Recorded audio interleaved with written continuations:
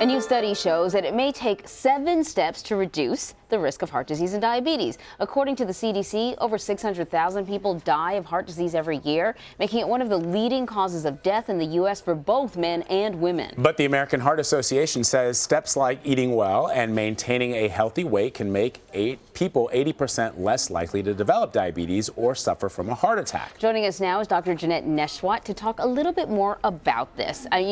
We've talked a lot about women and heart disease earlier when we had, Wear Red Day or whatever.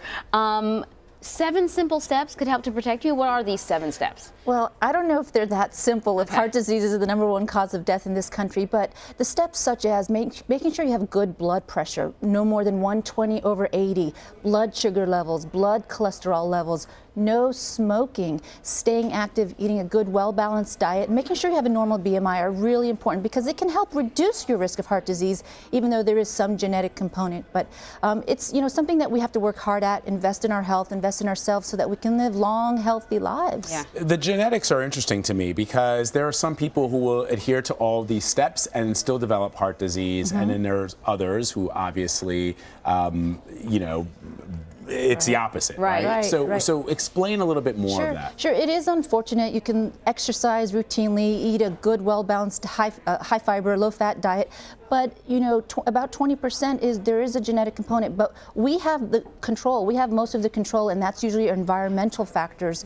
But not everyone, is so lucky, and it is unfortunate and sad when sometimes we see a healthy person running and then collapse of a heart attack. But we do have most of the control. Most of us in that we can control what we eat. We can control what we put in our bodies if we exercise, if we stay active. But there is a genetic component, and unfortunately we don't have 100% control. So can you fight that a little bit, at least if you know that you have a family that has a history of heart disease and you adhere to these steps, you run the risk of having reducing your risk? Great question. Like, for example, some people have what's called familial hypercholesterolemia, meaning you're just going to have high cholesterol. So the important thing is seeing your doctor routinely, routine physicals, routine blood work, because you may not know that you have high cholesterol, but guess what? There's medicines to help treat that and can help prevent heart disease and strokes. So you can take the matters into your own hand by being proactive and not just seeing your doctor when you're sick, but seeing your doctor routinely so that we can catch disease early. I'm so glad you said that, doctor, because I think people avoid those yearly checkups.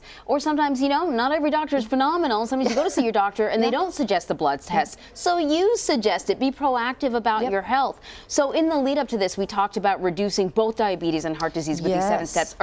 Are diabetes and heart disease, are they connected? Absolutely. So we live in a fast-paced, fast food culture, a society where everyone is on the go. And fast food, is linked to obesity. And, it's fast, cheap, and easy. But most people who have diabetes will have a heart attack or a stroke. So very closely related. That's why it's so important. See your doctor, get what's called your A1C check. That's the average blood sugar over a 3-month period. But what happens is diabetes affects the blood vessels and the blood vessels in your heart. So that's why you can have a heart attack or a stroke. And diabetes can also affect your kidneys. It can affect your vision. It can cause what we call neuropathy, numbness, tingling, loss of sensation in your hands and your feet. And that's why sometimes we see amputation of limbs if we don't have good control of your blood sugar. So definitely closely related, but again, we have control over that.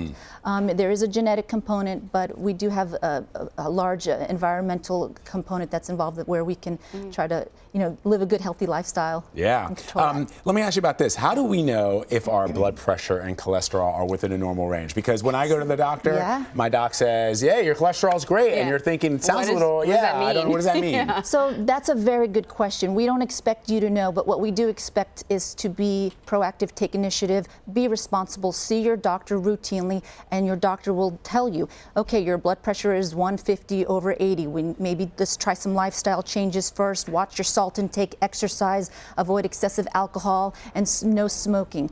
If that doesn't do the trick after a trial period, then you might need to be put on blood pressure medicines. But the regulations are now, they changed recently, more than 120/80, we need to take action because high blood pressure can lead to heart disease, stroke, and organ failure, kidney disease, that sort of thing.